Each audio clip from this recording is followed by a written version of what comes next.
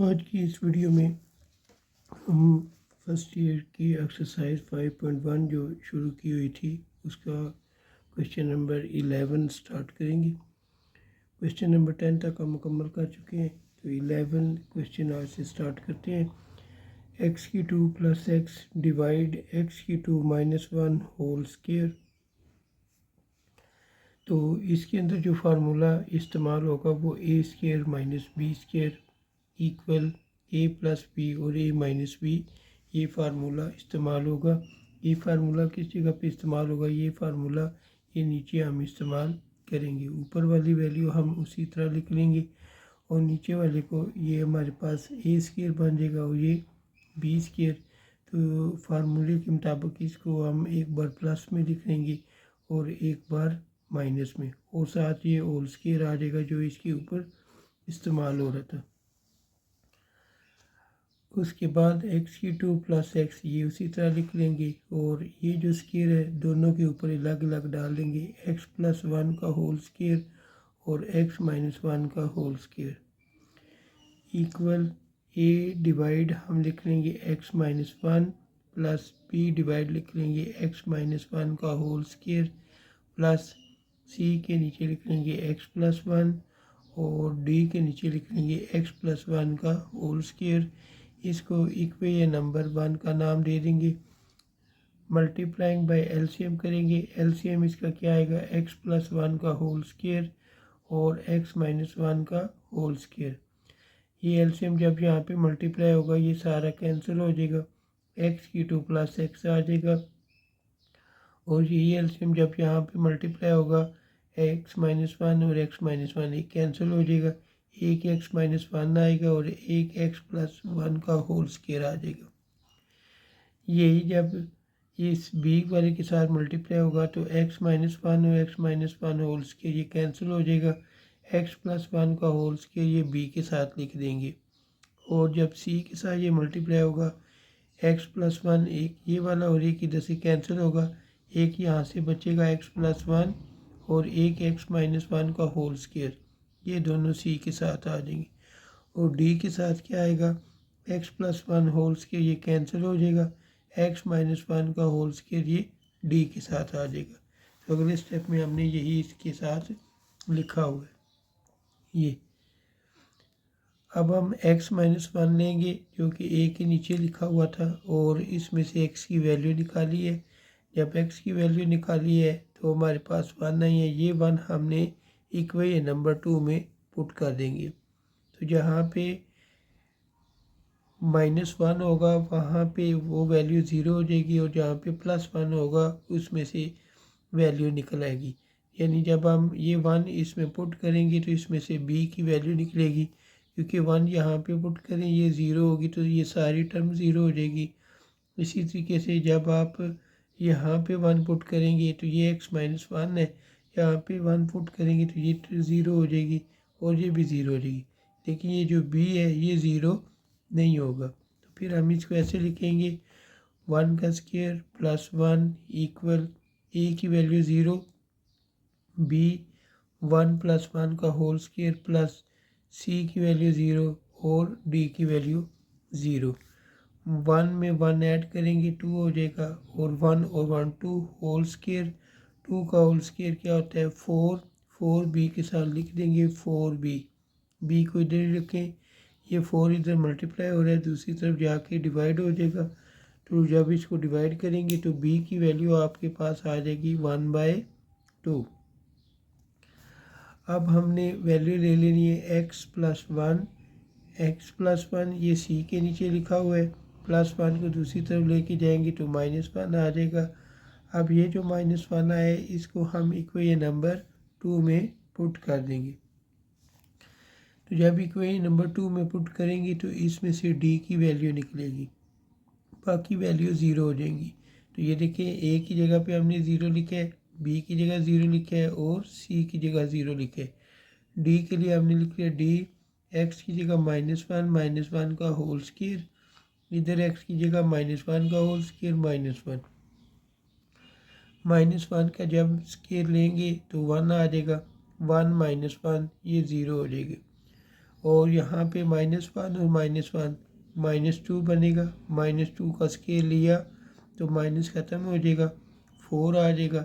ये 4 डी के साथ मल्टीप्लाई हो रहा है, उधर जाके डिवाइड होगा, लेकिन चूँकि वहाँ पे ज़ीरो है इसलिए वो ज़ीरो हो जाएगा। ठीक है, डी इज़ इक्वल टू 0। अब हम इक्वेशन 2 लेंगे और उसको मज़ीद हल करेंगे जी। x³ + x = a x-1। अब यहाँ पे हमारे पास x + 1 का होल स्क्वायर था, तो होल स्क्वायर वाला हमने फार्मूला ओपन कर दिए, प्लस फिर b लिखे। यहाँ पे भी x + 1 का होल स्क्वायर था b के साथ, वो भी हमने इधर भी फार्मूला ओपन किए। c के साथ x + 1 था और x-1 का होल स्क्वायर, x-1 का होल स्क्वायर हमने फार्मूला ओपन कर दिया, और प्लस डी के साथ भी x-1 का होल स्क्वायर था, तो वो फार्मूला ओपन कर दिए। तो x³ + x ऐसे ही आ जाएगा। नेक्स्ट स्टेप में हमने क्या किया, ये जो x-1 है ये इनके साथ मल्टीप्लाई किए। जब x को x³ से मल्टीप्लाई किए तो x³ आ चुके। फिर x को जब x से मल्टीप्लाई किए तो 2x² आ चुके। फिर इसी x को 1 से जब मल्टीप्लाई किए तो x आ गए। -1 को x² से मल्टीप्लाई करें -x², और -1 को जब 2x से मल्टीप्लाई करेंगे -2x, और -1 को जब 1 से मल्टीप्लाई करेंगे तो -1, प्लस b। अब b की वैल्यू, ये b इसके साथ इसी तरह लिख देंगे, x³ + 2x + 1 प्लस c लिखेंगे, और ये वाली वैल्यू इसके साथ मल्टीप्लाई होगी। x को x³ से मल्टीप्लाई किया x3, फिर इसी x को -2x के साथ मल्टीप्लाई किया तो -2x², और फिर इस x को 1 के साथ मल्टीप्लाई किया तो +x। अब +1 को इन सब से जब मल्टीप्लाई करेंगे तो सेम सारे ये आ जाएंगे, x³ आ जाएगा, -2x आएगा और +1, प्लस d लिख लेंगे, और d के साथ जो वैल्यू आती है वो लिख लिया हमने। x³ + x ऐसे ही लिख लेंगे, a x³ लिख लिए। अब ये 2x² प्लस के, ये माइनस के, 2 में से इसको माइनस किए तो x² हमारे पास आ चुके हैं। ये +x था, ये -2x था, दो साइन मुख्तलिफ है, माइनस किए, 2 में से ये माइनस किया तो -x आ चुके, और साथ हमने लिख लिया -1, प्लस b x³ लिख लिए, +2x लिख लिया और +1, प्लस c लिख लेंगे, x³ लिख लिया, ये -2x स्क्वायर है और ये +x स्क्वायर है, 2 में से जब इसको माइनस करेंगे तो आपके पास आएगा -x², वो हमने लिख लिया। उसके बाद ये +x है, ये -2x है, -2x में से जब इस x को माइनस करेंगे तो हमारे पास -x² आ जाएगा, +x लिख लेंगे, ये +x है हमारे पास आएगा, और उसके बाद +1 आ जाएगा, ये -x, और यहाँ पे -x ही आएगा, और +1 प्लस d के साथ वही वैल्यू सेम लिख लेंगे। अब इसको कंपेयर करेंगे x की पावर के हवाले से, तो सबसे पहले जो x की पावर बड़ी है उसके हवाले से कंपेयर करेंगे। बड़ी पावर जो है वो x³ है, इस साइड पे x³ की वैल्यू कोई भी नहीं है इसलिए हमने 0 लिख ली है, और यहाँ पे x³ की वैल्यू एक ये है तो a आ जाएगी, और एक ये c है, ये आ जाएगी a + c। इसको हम इक्वेशन नंबर 3 का नाम दे देंगे। नेक्स्ट जो है वो x³ के बाद बारी आती है x² की। x² के वाले से अगर देखा जाए तो यहाँ पे x² की वैल्यू 1 है, वो हमने लिख ली है। फिर इधर x² की वैल्यू a है, वो लिख लिया। फिर इधर से x² की वैल्यू b बनती है, वो लिखी है। इधर से c बनता है, वो लिख लिए, और फिर इधर से +d बनता है, वो d लिख ली। ये इक्वेशन नंबर 4 कर दी।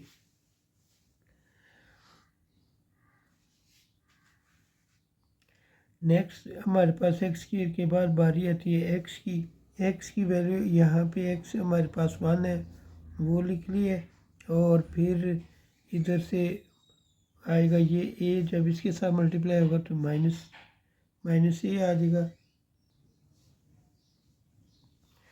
तो ये माइनस ए आ जाएगा। उसके बाद ये यहाँ से एक्स की वैल्यू बनेगी 2b, वो लिख लेंगे, और इधर से एक्स की वैल्यू बनेगी -c, वो लिख लेंगे। इधर से वैल्यू बनेगी एक्स की -2d, वो लिख लिए। अब इक्वेशन नंबर 6 पहले अब एक्स के वाले से लिखनी है, अब एक्स के बगैर लिखनी है। यहाँ पे एक्स के बगैर कोई वैल्यू नहीं है, यानी कांस्टेंट नहीं है, तो वो 0 आ जाएगा, वो लिख लिया। इधर कांस्टेंट हमारे पास 1 है, तो ए जब इस 1 से मल्टीप्लाई होगा तो -a आ जाएगा, और ये b इस 1 के साथ जब मल्टीप्लाई होगा तो b आ जाएगा। इसी तरह c जब 1 के साथ मल्टीप्लाई होगा तो +c आ जाएगा, और इसी तरह d +1 के साथ मल्टीप्लाई होगा तो +d। इसको इक्वेशन नंबर 6 कर लेंगे। फ्राम इक्वेशन 4, ये इक्वेशन 4 हम लिखेंगे 1, ए लिख लिया और बी की जगह उसकी वैल्यू पुट की है 1/2 -c ऐसे आ गए, और फिर डी की वैल्यू पुट की है जो कि 0 थी, वो पुट कर दी। 1 = a - c हमारे पास आया। अब ये +1 है, इसको हम उठा के उस तरफ लेके जाएंगे, तो जब उस तरफ लेकर गए तो ये बना हमारे पास 1 - 1/2 = a - c। अब इसका आप एलसीएम ले लोगे, जब एलसीएम लिया तो ये आएगा 2, 2 1 ज़ा 2 और 1 1 ज़ा -1, a - c। 2 में से 1 निकालेंगे, 1 1/2 a - c आ जाएगा। अब ये a - c इक्वेशन नंबर 7 जो भी हमारे पास बनी है, और एक इक्वेशन नंबर 3 है, वो इसके नीचे लिखिए और दोनों को सॉल्व किए। 1/2 में 0 ऐड किए तो 1/2 आ जाएगा, एक माइनस का एक प्लस का, ये c कैंसिल हो जाएगा, 2a। a की वैल्यू यहाँ से निकलेगी, यहाँ पे 2 मल्टीप्लाई हो रहा है, दूसरी तरफ जाकर डिवाइड होगा, 1/4 = a। ये जो a की वैल्यू आई है इसको इक्वेशन नंबर 3 में पुट कर देंगे। इक्वेशन नंबर 3 ये है, 0 लिख लिया, a की जगह 1/4 लिख लिया +c। अब 1/4 इधर प्लस में जब उस तरफ जाएगा तो माइनस हो जाएगा, -1/4 = c।